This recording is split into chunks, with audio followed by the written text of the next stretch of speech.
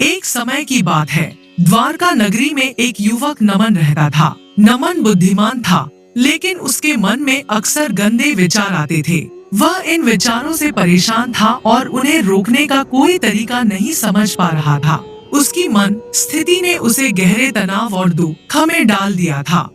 एक दिन नमन ने सोचा कि क्यों न भगवान कृष्ण से इस समस्या का समाधान पूछा जाए। वह मथुरा की ओर रवाना हो गया और कुछ दिनों की यात्रा के बाद वह कृष्ण के द्वार पर पहुंचा। नमन ने कृष्ण से अपनी समस्या बताई। हे कृष्ण, मेरे मन में अक्सर गंदे विचार आते हैं और मैं उन्हें रोक नहीं पा रहा हूँ। कृपया मुझे इससे छुटकारा पाने का मार्ग दिखाएं। कृष्ण ने मुस्कुराते हुए नमन को अपने पास बुलाया और कहा, नमन, मन को नियंत्रित करना कठिन हो सकता है, लेकिन असंभव नहीं। तुम्हें केवल सही दिशा और साधना की आवश्यकता है। मैं तुम्हें कुछ सरल उपाय बताऊंगा जिससे तुम्हें अपने विचारों को शुद्ध और संयमित करने में मदद मिलेगी। कृष्ण ने नमन को 5 प्रमुख सिद्धांत बताए। एक, सत्संग। कृष्ण ने समझाया कि अच्छे और पवित्र लोगों का संग करना अत्यंत महत्वपूर्ण है। जब हम ऐसे लोगों के साथ होते हैं जो उच्च विचारों और आदर्शों के अनुयायी होते हैं, तो हमारे अपने विचार भी शुद्ध हो जाते हैं। ध्यान और प्रार्थना। कृष्ण ने नमन को नियमित ध्यान और प्रार्थना की सलाह दी। उन्होंने कहा कि जब हम भगवान का स्मरण करते हैं और ध्यान में लीन होते हैं, तो हमारे मन की अशुद्धियां धीरे धीरे समाप्त हो जाती हैं।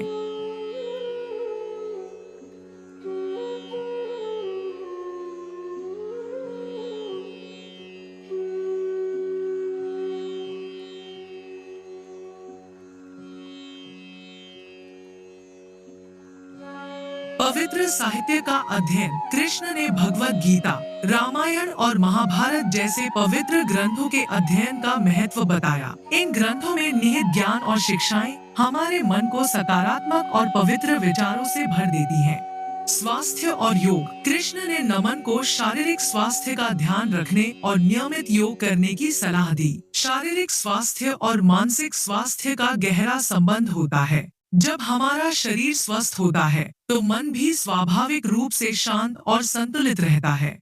सेवा और परोपकार। कृष्ण ने कहा कि दूसरों की सेवा और परोपकार करने से मन में शांति और संतोष का अनुभव होता है। जब हम दूसरों की मदद करते हैं और समाज के लिए कुछ अच्छा करते हैं, तो हमारे मन के नकारात्मक विचार स्वतः ही कम हो जाते हैं।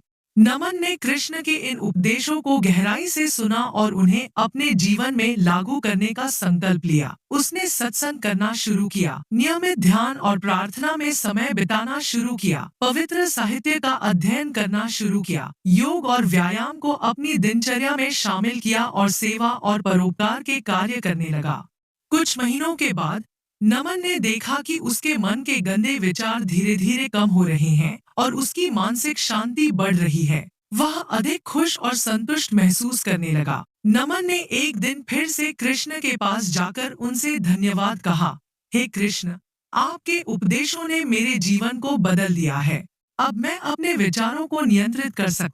कृष्ण ने मुस्कुराते हुए कहा, नमन, यह सब तुम्हारी लगन और समर्पण का परिणाम है। याद रखना, मन को शुद्ध और संयमित रखना एक निरंतर प्रक्रिया है। इसे बनाए रखने के लिए निरंतर प्रयास और साधना की आवश्यकता होती है। नमन ने कृष्ण के आशीर्वाद के साथ अपने जीवन को और भी उच्च आदर्शों की ओर अग्रसर किया। उसने अपने अनुभवों को अन्य लोगों के साथ भी साझा किया और उन्हें भी इस मार्ग पर चलने के लिए प्रेरित किया।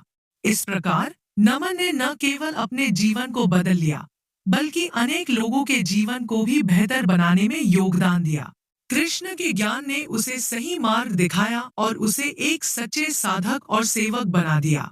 इस कहानी से यह सीखने को मिलता है कि यदि हमारे मन में गंदे विचार आते हैं, तो हमें निराश नहीं होना चाहिए। हमें सदैव सकारात्मक दिशा में प्रयासरत रहना चाहिए और भगवान के ज्ञान का पालन करना चाहिए। इससे हम न केवल अपने मन को शुद्ध कर सकते हैं, बल्कि अपने जीवन को भी सुखमय और संतोषपूर्ण बना सकते हैं।